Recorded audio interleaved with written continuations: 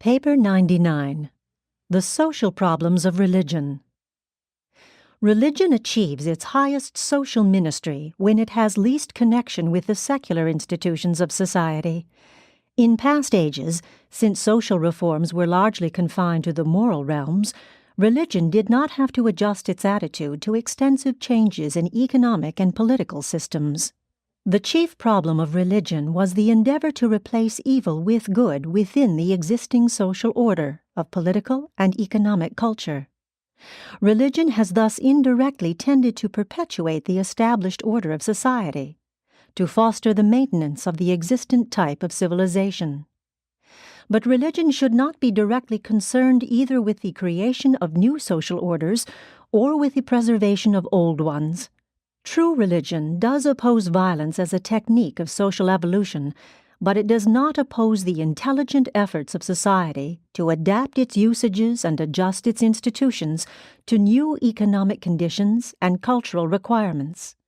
Religion did approve the occasional social reforms of past centuries, but in the 20th century it is of necessity called upon to face adjustment to extensive and continuing social reconstruction. Conditions of living alter so rapidly that institutional modifications must be greatly accelerated, and religion must accordingly quicken its adaptation to this new and ever-changing social order. 1. Religion and social reconstruction. Mechanical inventions and the dissemination of knowledge are modifying civilization. Certain economic adjustments and social changes are imperative if cultural disaster is to be avoided. This new and oncoming social order will not settle down complacently for a millennium. The human race must become reconciled to a procession of changes, adjustments, and readjustments. Mankind is on the march toward a new and unrevealed planetary destiny. Religion must become a forceful influence for moral stability and spiritual progression, functioning dynamically in the midst of these ever-changing conditions and never-ending economic adjustments. Urantia society can never hope to settle down as in past ages. The social ship has steamed out of the sheltered bays of established tradition and has begun its cruise upon the high seas of evolutionary destiny. And the soul of man, as never before in the world's history, needs carefully to scrutinize its charts of morality and painstakingly to observe the compass of religious guidance. The paramount mission of religion as a social influence is to stabilize the ideals of mankind during these dangerous times of transition from one phase of civilization to another, from one level of culture to another. Religion has no new duties to perform, but it is urgently called upon to function as a wise guide and experienced counselor in all of these new and rapidly changing human situations.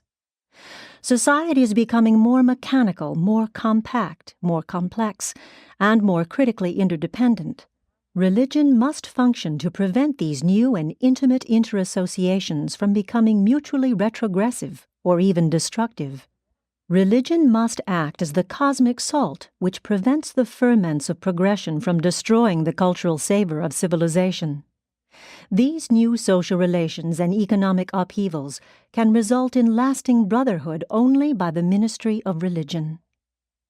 A godless humanitarianism is, humanly speaking, a noble gesture, but true religion is the only power which can lastingly increase the responsiveness of one social group to the needs and sufferings of other groups. In the past, institutional religion could remain passive while the upper strata of society turned a deaf ear to the sufferings and oppression of the helpless lower strata. But in modern times, these lower social orders are no longer so abjectly ignorant, nor so politically helpless. Religion must not become organically involved in the secular work of social reconstruction and economic reorganization, but it must actively keep pace with all these advances in civilization by making clear-cut and vigorous restatements of its moral mandates and spiritual precepts, its progressive philosophy of human living and transcendent survival. The spirit of religion is eternal, but the form of its expression must be restated every time the dictionary of human language is revised. 2. Weakness of institutional religion. Institutional religion cannot afford inspiration and provide leadership in this impending worldwide social reconstruction and economic reorganization because it has, unfortunately, become more or less of an organic part of the social order and the economic system, which is destined to undergo reconstruction. Only the real religion of personal spiritual experience can function helpfully and creatively in the present crisis of civilization. Institutional religion is now caught in the stalemate of a vicious circle. It cannot reconstruct society without first reconstructing itself, and being so much an integral part of the established order, it cannot reconstruct itself until society has been radically reconstructed. Religionists must function in society, in industry, and in politics as individuals, not as groups, parties, or institutions. A religious group which presumes to function as such, apart from religious activities, immediately becomes a political party, an economic organization, or a social institution. Religious collectivism must confine its efforts to the furtherance of religious causes. Religionists are of no more value in the tasks of social reconstruction than non-religionists, except insofar as their religion has conferred upon them enhanced cosmic foresight and endowed them with that superior social wisdom which is born of the sincere desire to love God supremely and to love every man as a brother in the heavenly kingdom. An ideal social order is that in which every man loves his neighbor as he loves himself. The institutionalized church may have appeared to serve society in the past by glorifying the established political and economic orders, but it must speedily cease such action if it is to survive. Its only proper attitude consists in the teaching of nonviolence, the doctrine of peaceful evolution in the place of violent revolution, peace on earth and goodwill among all men. Modern religion finds it difficult to adjust its attitude toward the rapidly shifting social changes only because it has permitted itself to become so thoroughly traditionalized, dogmatized, and institutionalized. The religion of living experience finds no difficulty in keeping ahead of all these social developments and economic upheavals, amid which it ever functions as a moral stabilizer, social guide, and spiritual pilot. True religion carries over from one age to another the worthwhile culture and that wisdom which is born of the experience of knowing God and striving to be like Him. 3. Religion and the religionist. Early Christianity was entirely free from all civil entanglements, social commitments, and economic alliances. Only did later institutionalized Christianity become an organic part of the political and social structure of Occidental civilization. The kingdom of heaven is neither a social nor economic order. It is an exclusively spiritual brotherhood of God-knowing individuals. True, such a brotherhood is in itself a new and amazing social phenomenon attended by astounding political and economic repercussions. The religionist is not unsympathetic with social suffering, not unmindful of civil injustice, not insulated from economic thinking, neither insensible to political tyranny. Religion influences social reconstruction directly because it spiritualizes and idealizes the individual citizen. Indirectly, cultural civilization is influenced by the attitude of these individual religionists as they become active and influential members of various social, moral, economic, and political groups. The attainment of a high cultural civilization demands, first, the ideal type of citizen and then ideal and adequate social mechanisms wherewith such a citizenry may control the economic and political institutions of such an advanced human society. The Church, because of overmuch false sentiment, has long ministered to the underprivileged and the unfortunate, and this has all been well, but this same sentiment has led to the unwise perpetuation of racially degenerate stocks, which have tremendously retarded the progress of civilization. Many individual social reconstructionists while vehemently repudiating institutionalized religion, are, after all, zealously religious in the propagation of their social reforms. And so it is that religious motivation, personal and more or less unrecognized, is playing a great part in the present-day program of social reconstruction. The great weakness of all this unrecognized and unconscious type of religious activity is that it is unable to profit from open religious criticism and thereby attain to profitable levels of self-correction. It is a fact that religion does not grow unless it is disciplined by constructive criticism, amplified by philosophy, purified by science, and nourished by loyal fellowship. There is always the great danger that religion will become distorted and perverted into the pursuit of false goals, as when in times of war each contending nation prostitutes its religion into military propaganda. Loveless zeal is always harmful to religion, while persecution diverts the activities of religion into the achievement of some sociologic or theologic drive. Religion can be kept free from unholy secular alliances only by 1. A critically corrective philosophy. 2.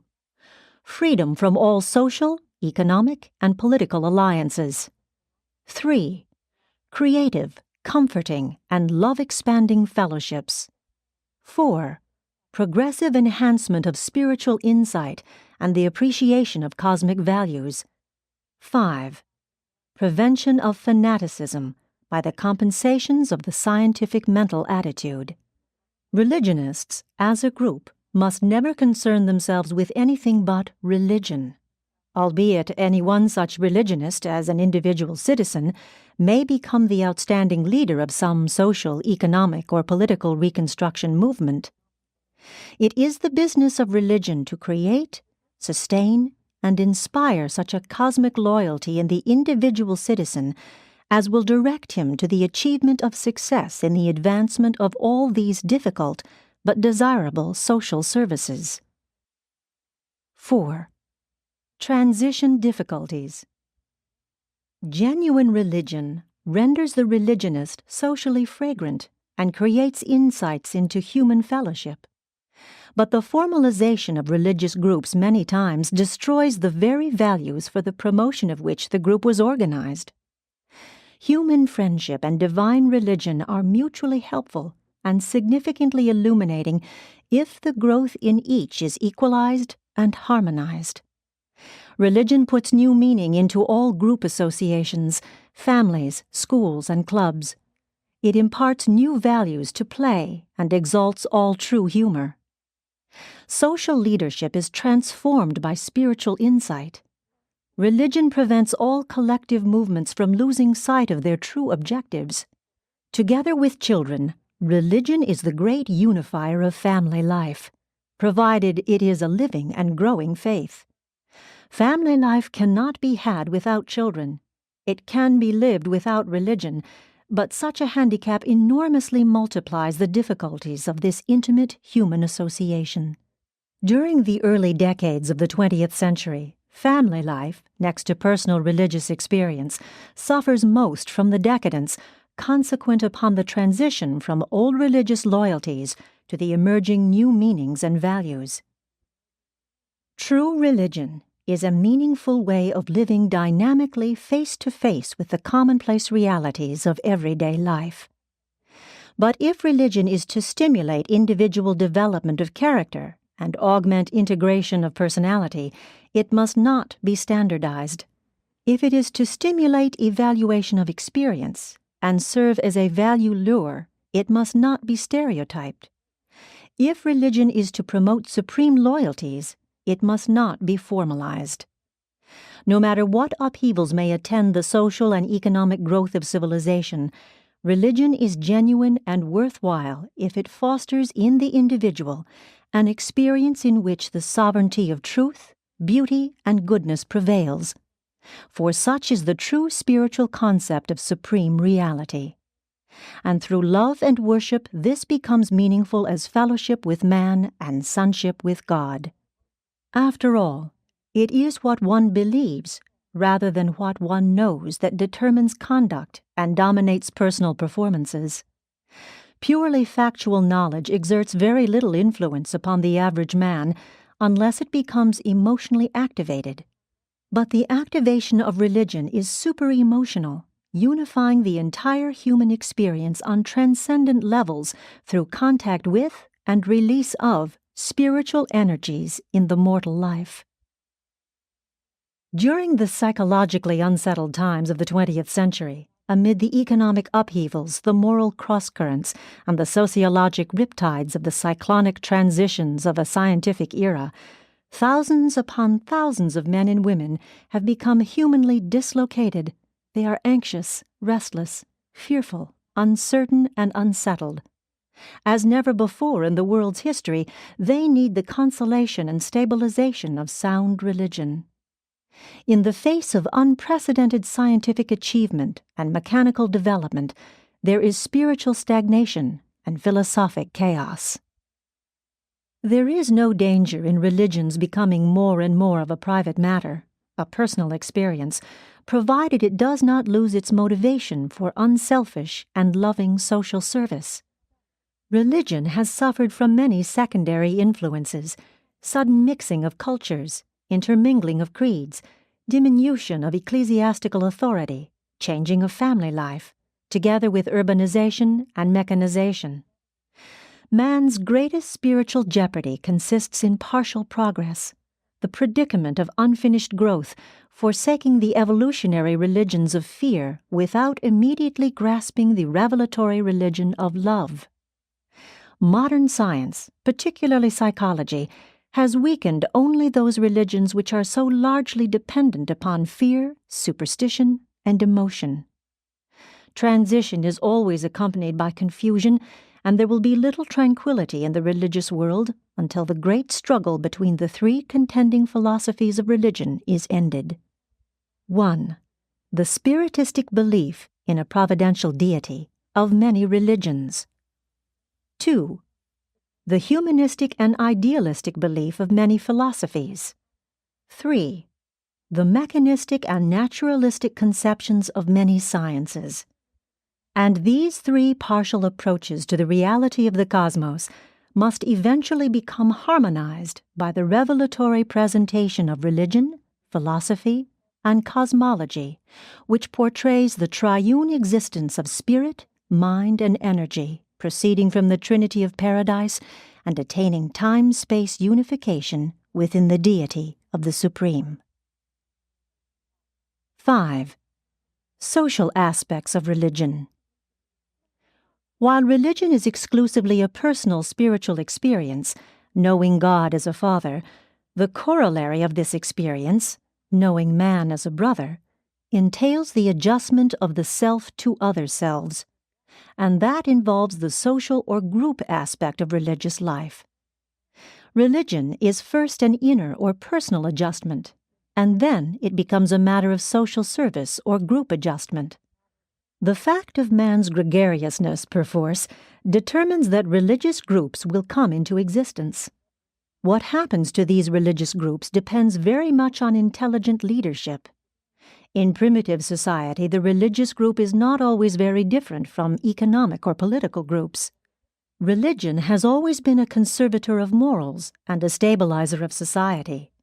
And this is still true, notwithstanding the contrary teaching of many modern socialists and humanists. Always keep in mind, true religion is to know God as your father and man as your brother. Religion is not a slavish belief in threats of punishment or magical promises of future mystical rewards. The religion of Jesus is the most dynamic influence ever to activate the human race. Jesus shattered tradition, destroyed dogma, and called mankind to the achievement of its highest ideals in time and eternity, to be perfect, even as the Father in heaven is perfect. Religion has little chance to function until the religious group becomes separated from all other groups, the social association of the spiritual membership of the kingdom of heaven. The doctrine of the total depravity of man destroyed much of the potential of religion for effecting social repercussions of an uplifting nature and of inspirational value. Jesus sought to restore man's dignity when he declared that all men are the children of God. Any religious belief which is effective in spiritualizing the believer is certain to have powerful repercussions in the social life of such a religionist. Religious experience unfailingly yields the fruits of the Spirit in the daily life of the Spirit-led mortal. Just as certainly as men share their religious beliefs, they create a religious group of some sort which eventually creates common goals. Someday, religionists will get together and actually effect cooperation on the basis of unity of ideals and purposes, rather than attempting to do so on the basis of psychological opinions and theological beliefs. Goals rather than creeds should unify religionists. Since true religion is a matter of personal spiritual experience, it is inevitable that each individual religionist must have his own and personal interpretation of the realization of that spiritual experience. Let the term faith stand for the individual's relation to God rather than for the creedal formulation of what some group of mortals have been able to agree upon as a common religious attitude. Have you faith? Then have it to yourself. That faith is concerned only with the grasp of ideal values is shown by the New Testament definition, which declares that faith is the substance of things hoped for and the evidence of things not seen. Primitive man made little effort to put his religious convictions into words. His religion was danced out rather than thought out.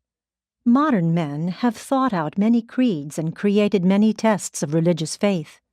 Future religionists must live out their religion, dedicate themselves to the wholehearted service of the brotherhood of man. It is high time that man had a religious experience so personal and so sublime that it could be realized and expressed only by feelings that lie too deep for words. Jesus did not require of his followers that they should periodically assemble and recite a form of words indicative of their common beliefs. He only ordained that they should gather together to actually do something, partake of the communal supper of the remembrance of his bestowal life on Urantia. What a mistake for Christians to make when, in presenting Christ as the supreme ideal of spiritual leadership, they dare to require God-conscious men and women to reject the historic leadership of the God-knowing men who have contributed to their particular national or racial illumination during past ages. 6. Institutional religion. Sectarianism is a disease of institutional religion, and dogmatism is an enslavement of the spiritual nature. It is far better to have a religion without a church than a church without religion. The religious turmoil of the 20th century does not, in and of itself, betoken spiritual decadence. Confusion goes before growth as well as before destruction. There is a real purpose in the socialization of religion.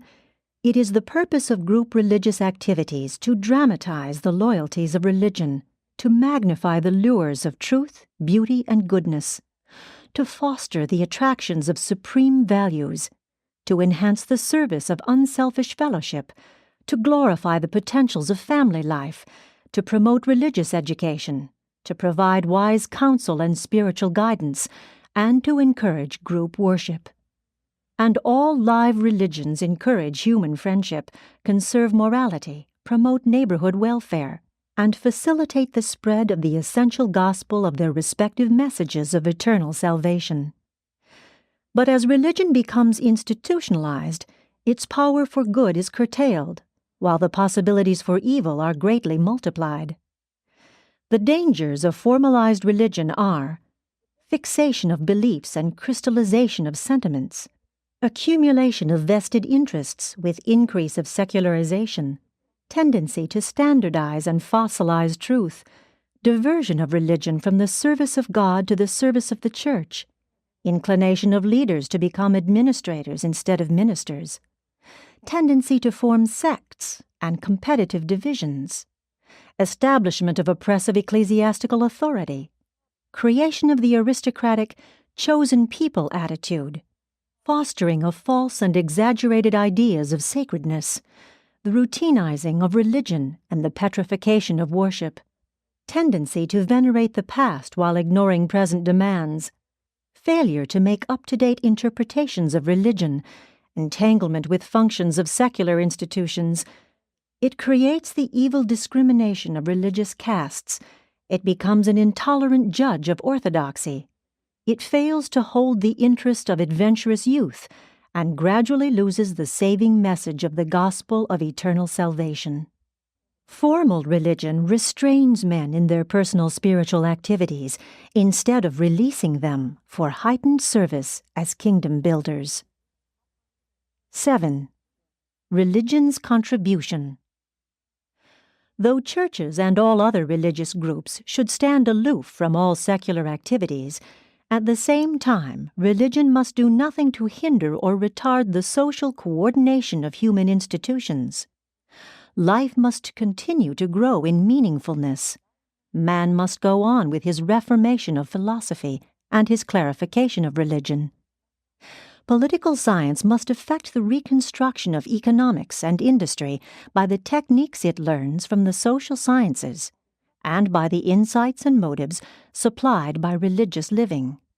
In all social reconstruction, religion provides a stabilizing loyalty to a transcendent object, a steadying goal beyond and above the immediate and temporal objective. In the midst of the confusions of a rapidly changing environment, mortal man needs the sustenance of a far-flung cosmic perspective. Religion inspires man to live courageously and joyfully on the face of the earth. It joins patience with passion, insight to zeal, sympathy with power, and ideals with energy. Man can never wisely decide temporal issues or transcend the selfishness of personal interests unless he meditates in the presence of the sovereignty of God and reckons with the realities of divine meanings and spiritual values. Economic interdependence and social fraternity will ultimately conduce to brotherhood. Man is naturally a dreamer, but science is sobering him so that religion can presently activate him with far less danger of precipitating fanatical reactions. Economic necessities tie man up with reality, and personal religious experience brings this same man face to face with the eternal realities of an ever-expanding and progressing cosmic citizenship. Presented by a Melchizedek of Nebadon.